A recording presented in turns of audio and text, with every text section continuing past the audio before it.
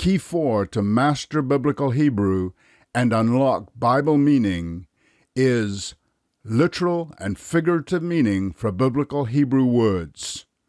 We emphasize the literal, but the figurative reflects the spiritual and is much more important. Hello, welcome to the Explanation with Sam Kneller. This episode, Literal and Figurative Meaning of Biblical Hebrew Words, Ultra Important, is from the course Unlock Bible Meaning with 7 Keys to Master Biblical Hebrew, available at theexplanation.com. Literal and Figurative Meaning of Biblical Hebrew, Ultra Important. Literal and figurative meaning for biblical Hebrew words. Figurative reflects the spiritual, much more important. Key 4 to master biblical Hebrew and unlock Bible meaning is literal and figurative meaning for biblical Hebrew words. Figurative reflects the spiritual, much more important. Literal and its counterpart, figurative meaning, is probably the most underused key of biblical Hebrew to deeper comprehension of the Bible. Literal and figurative vocabulary meanings are not unique to Hebrew. We find it in English and other languages too. For example, night literally is the 12-hour period of darkness, but figuratively we use it in expressions like a long night for the survivors. This can be figurative, referring to dark, evil, and confusion. Translations only render one of those meanings, generally the most obvious, the literal meaning, whereas the figurative or spiritual event is the most important. We must learn that literal and figurative go hand in hand. I'd even say, when we see something literally strange, we should search out the deeper literal and figurative meaning. Here's a video about literal and figurative in English. The link is on the website theexplanation.com. The deeper meaning of the figurative. Some take the author of Genesis 1 for a nutcase. Why? Because they don't think the author was intelligent enough to know that you cannot have light without the sun. They think this dumb author simply wrote an error that has survived 3,500 years so we can see the worthlessness of the narrative and book. Of course, I'm talking tongue-in-cheek. Now there's a statement with figurative meaning. Practically no one even asks the question, is there a figurative meaning for this seeming inversion of the facts? Indeed, there is a figurative meaning. It is too lengthy to explain fully now, but this is the gist. I already explained the light was the first element of creation because its figurative meaning is God entering the world scene. When we bring God into any picture, the light pierces the darkness. The events of the 4th day of creation are momentous. God made, in biblical Hebrew, not created, the sun and moon, for signs, seasons, days, and years. That's Genesis 1, verse 14. This refers to the literal establishment of the calendar. We know and take the monthly, seasonal, and yearly cycles for granted. Maybe a little less so now with the climate upsets. But to us, on a day-to-day basis, the literal calendar is no big deal. We celebrate birthdays, anniversaries, school and ritual holidays, and wait for the summer beach or winter skiing at fixed times every year, and that's the extent of the literal calendar. The figurative meaning of the calendar God established is far more important and meaningful. Space lacks going into details. Let me whet your appetite for upcoming, more detailed information. Leviticus 23 refers to the fourth-day creation established calendar. It gives a list of ceremonies that take place on specific days throughout the year. This is a literal description. For instance, in verse 6, we hear about the Feast of Unleavened Bread, that tasteless, unchewable galette. Many read the literal with disdain, completely overlooking the eventuality there's a figurative counterpart meaning to this. I could iterate other literal references to the wave sheaf, lambs without blemish. Are you thinking barbarous? That's literal thinking. Wave loaves, fine flour, rams, and bullocks.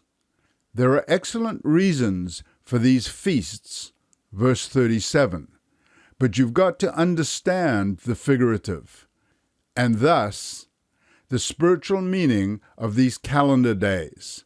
The specific explanation is forthcoming. But you can immediately see the need for Key 4 to Master Biblical Hebrew to unlock Bible meaning of the feasts and many other literal enigmas. Figurative meaning in Genesis 1.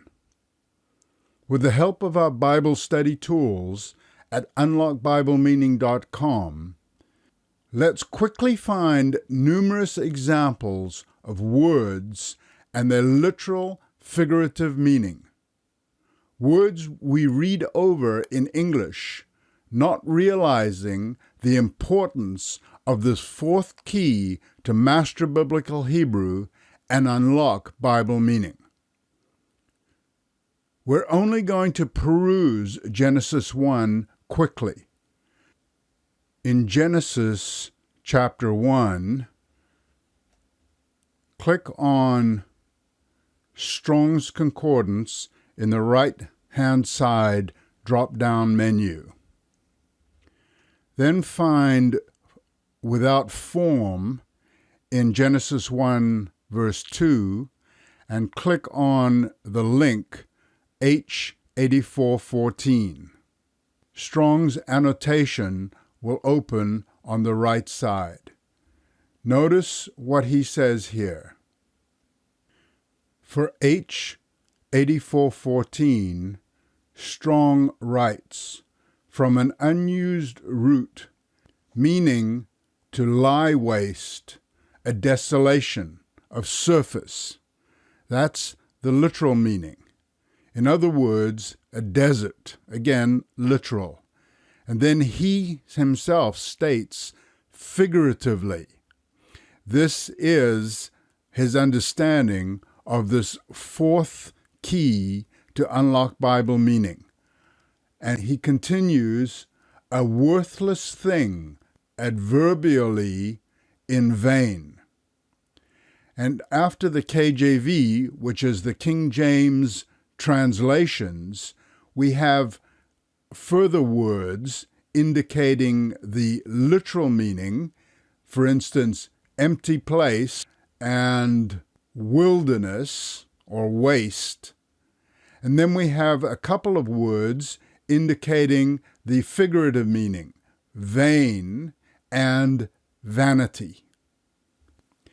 Now, click on Hebrew Concordance for H8414, and it's going to pull up all the verses with this biblical Hebrew word Tohu on the left side of the screen.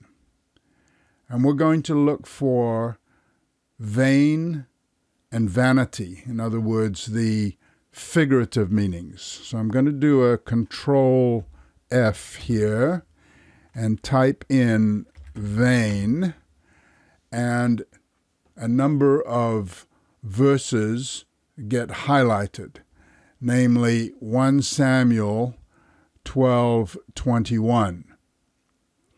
And turn you not aside, for then should you go after vain things, things that are of no use, things that are wasteful, which cannot profit nor deliver, for they are vain. Notice again, this is being used in a figurative way because, for instance, money, which literally does have a value, but figuratively they are vain.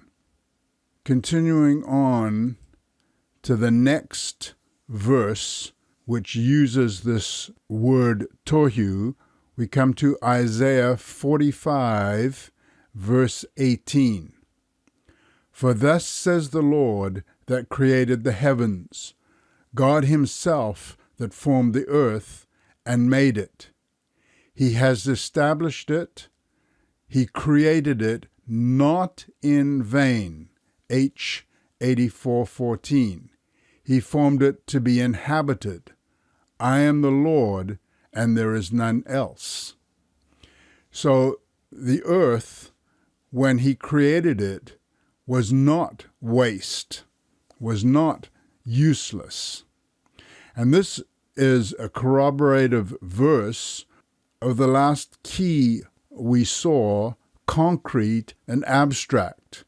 Remember, beginning has the abstract understanding of excellent, which of course is corroborated here that it was created, earth was created not in vain.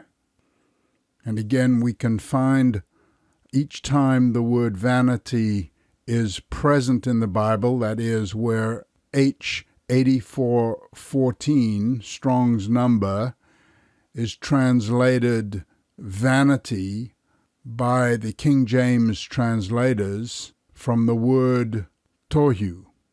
So we see here in Isaiah chapter 40, verse 17, all nations before him, before God, are as nothing, and they are confounded. And they are counted to him less than nothing and vanity. Of course, the nations are important to God, but what we're talking about here is their attitude and their practices, their frame of mind. All of that is vanity. So once again, here we have the figurative meaning. Isaiah 40 and verse 23, that brings the princes, the people here, to nothing and makes the judges, we're talking about the governors of nations, the judges of the earth, as vanity. Once again, the way they're judging, the way they're working with the people that they're supposed to oversee is useless, is of no good. Again, we see the figurative meaning of tohu. Isaiah 41, verse 29, behold, they are all vanity. Their works are nothing. Their molten images and wind and confusion. Notice here that it's the word confusion that is 84:14. Again, talking about the people and the way that they are leading their lives. Total confusion.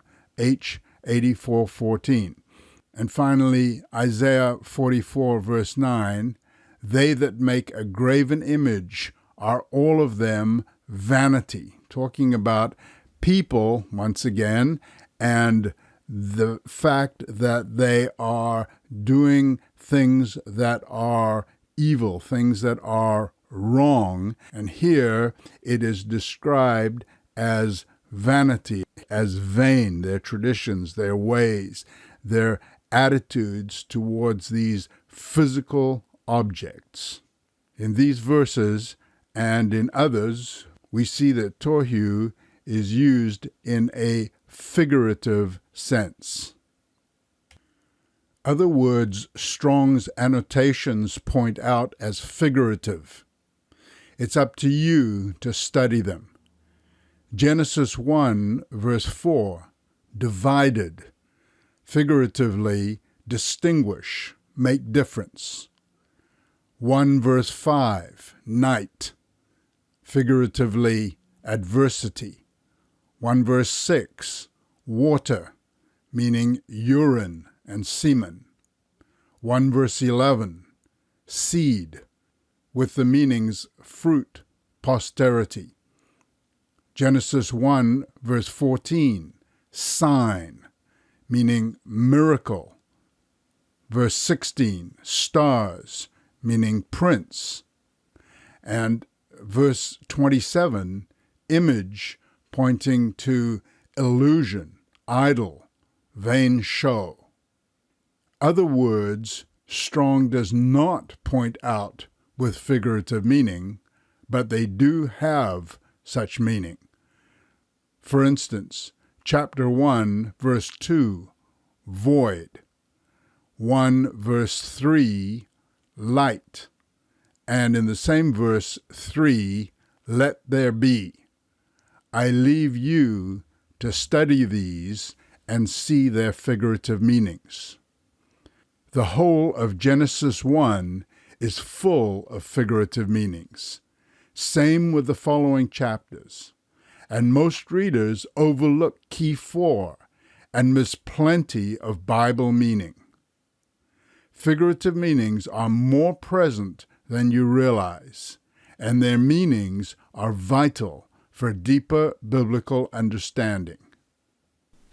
Continue to follow this eye-opening audio Bible course or the free text and video course at theexplanation.com. All the Bible study tools for this course are freely available online, also at theexplanation.com. Let's unlock Bible meaning with the 7 keys to master biblical Hebrew and reveal the explanation.